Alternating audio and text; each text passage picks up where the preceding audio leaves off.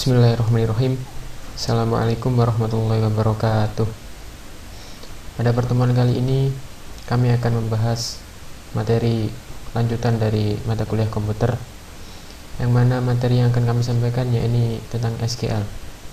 Namun sebelum kami menjelaskan tentang apa itu SQL, kami akan memperkenalkan anggota dari kelompok kami, kelompok 13. Ada Khalid Muslim, kemudian Ulil Absor dan Muhammad Alfian Ilmi. SQL adalah singkatan dari Structure Query Language. SQL adalah bahasa query baku untuk database Microsoft. Jadi, selain kita bisa menggunakan query secara manual, SQL juga kita bisa gunakan untuk membuat query, yakni dengan rumus-rumus tertentu yang memang diciptakan untuk membuat tabel dari query. Kemudian SQL diambil sebagai bakuan sejak tahun 1992. Pada 1992, SQL hanya digunakan pada aplikasi-aplikasi tertentu. Namun sekarang SQL sudah bisa diakses melalui Microsoft Access. Selanjutnya, SQL bersifat sebagai bahasa tingkat tinggi atau high level language.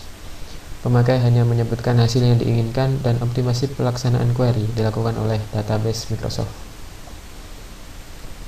Selanjutnya, satu perintah SQL dapat mewakili puluhan baris perintah bahasa. Dengan kata lain, SQL di sini sangat efisien karena satu perintah saja dari SQL dapat mewakili dari banyak baris perintah bahasa pemrograman. Selanjutnya, SQL dapat disisipkan ke dalam bahasa pemrograman yang lain seperti Pascal, COBOL, dan lain-lain. Jadi tidak hanya Microsoft Access saja yang bisa disisipkan SQL, namun bahasa pemrograman yang lain seperti Pascal, COBOL, dan lain-lain juga bisa. Selanjutnya, bahasa SQL terbagi dalam dua bagian besar, yaitu DDL atau Data Definition Language dan DML atau Data Manipulation Language. DDL di sini mendefinisikan struktur basis data seperti pembuatan basis data, pembuatan tabel dan sebagainya, contoh create database dan create table. Untuk DML sendiri merupakan bagian untuk memanipulasi basis data seperti pengaksesan data, penghapusan, penambahan, dan pengubahan data. DML juga dapat digunakan untuk melakukan komputasi data, contohnya yaitu seperti insert, delete, dan update. Nah, selanjutnya ini ada bahasa dasar dari pemrograman SQL. Ada 4 bahasa dasar, yakni select, from, where, dan order by. Select di sini digunakan untuk menampilkan apa-apa saja yang akan ditampilkan pada suatu tabel. Kemudian from di sini sebagai dasar dari select. Jadi select tadi itu mengambil data dari from, kemudian select akan menampilkan apa-apa saja yang akan ditampilkan. Kemudian where di sini menunjukkan dari mana data-data tersebut didapatkan. Kemudian order by digunakan untuk mengurutkan data dari misalnya yang paling kecil ke yang paling besar, atau dari nama belakang atau dari nama depan. Selanjutnya ini DDL. DDL yakni Data Definition Language. Perintah SQL untuk definisi data yang pertama adalah create. Create yaitu untuk membentuk basis data seperti tabel atau indeks. Yang kedua alter untuk mengubah struktur tabel, dan drop untuk menghapus basis data, tabel atau indeks. Selanjutnya ada create database untuk membentuk basis data. Sinteks create database, nama atau underscore database. Contohnya dari sinteks tersebut kita tulis create database company.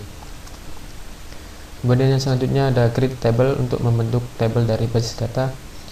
Yang kedua untuk menyebutkan spesifikasi dan batasan atribut.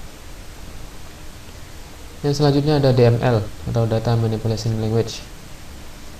DML digunakan untuk mengakses basis data, bahasa untuk mengolah basis data, dan bahasa untuk memanggil fungsi-fungsi agregasi. Maksudnya memanggil fungsi-fungsi agregasi yaitu DML di sini menggunakan rumus-rumus tertentu untuk agar bisa mengaplikasikan program-program yang akan ditampilkan. Yang selanjutnya ada bahasa untuk melakukan query. Jenis-jenis query sendiri ada 3, yakni query sederhana, join, dan bertingkat. Langsung saja kita ke database, yakni menggunakan access 2007. Saya akan mencoba mempraktekkan bagaimana cara membuat memprogramkan SQL dengan program-program dasar yang tadi, yaitu dengan select, from, where, dan order by. Yang pertama itu kita klik create, kemudian kita sorot ke order, kemudian query design. Nah, query design di sini karena saya sudah menyiapkan beberapa tabel, ada data mahasiswa, ada T pelanggan. Ini kita close saja. Kemudian di sini ada SQL. SQL di sinilah yang akan kita buat. Kita bisa mengotak-atik SQL lewat SQL view. Nah, ini ada tulisan select. Untuk membuat bahasa pemrograman dari select sendiri, tadi kan saya sudah menyiapkan beberapa tabel. Ini saya beri judul T pelanggan. Nah, di sini sudah ada nama belakang, nama depan, alamat, kota, negara, dan lain-lain. Nah, query di sini kita tulis misalnya saja nama depan, kemudian item, dan kita enter. Kemudian yang selanjutnya itu from dari mana select yang di atas itu diambil.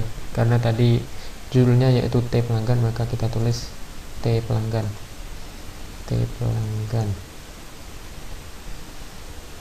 Enter. Dan kita ketik bahasa yang ketiga yaitu where. Where sendiri kita tulis kota, karena tadi sudah data dari T pelanggan ada kota juga, kita tulis kota. Rumusnya yaitu sama dengan, kemudian titik koma, tanda petik 2,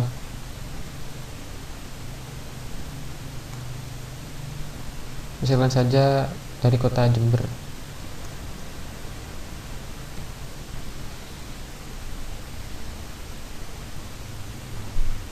Nah, ketika sudah selesai kita klik run, maka akan menampilkan orang-orang yang dari kota Jember.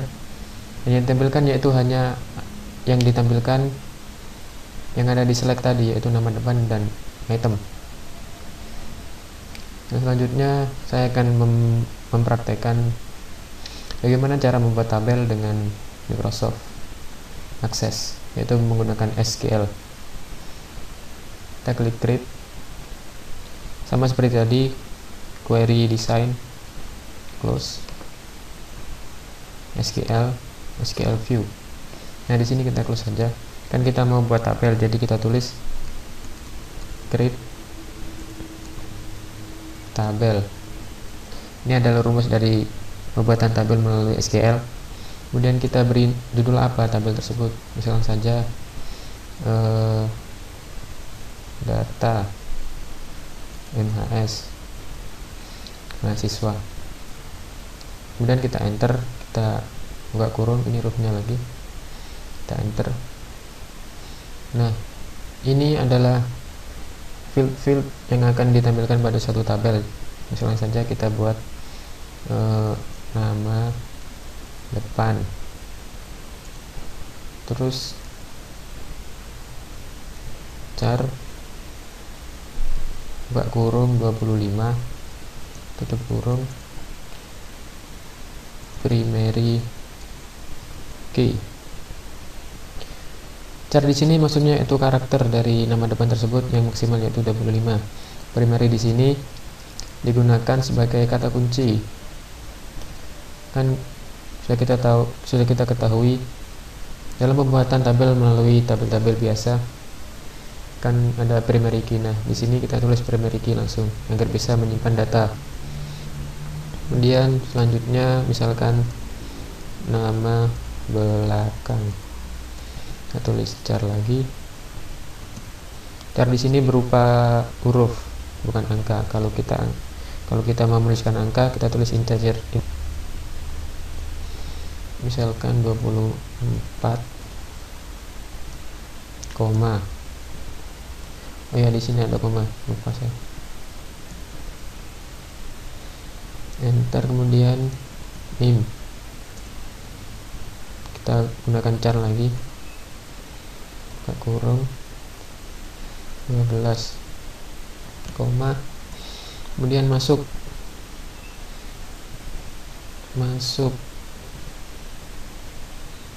masuknya ini pada tahun berapa. Pada masuk ini kan menggunakan waktu, jadi kita menggunakan rumus date time, koma, kemudian lulus. Kita juga menggunakan date time, enter, tutup kurung, titik koma, kemudian kita klik run. Nah, di sini sudah ada data mahasiswa yang berbentuk tabel. Kita klik 2 kali. Nah, dari bahasa-bahasa yang tadi, field yang tadi, kita bisa ditampilkan pada suatu tabel di sini. Ya, itulah yang bisa kami sampaikan dari kelompok 13. Apabila ada kekurangan dan kelebihan, kami mohon maaf. Assalamualaikum warahmatullahi wabarakatuh.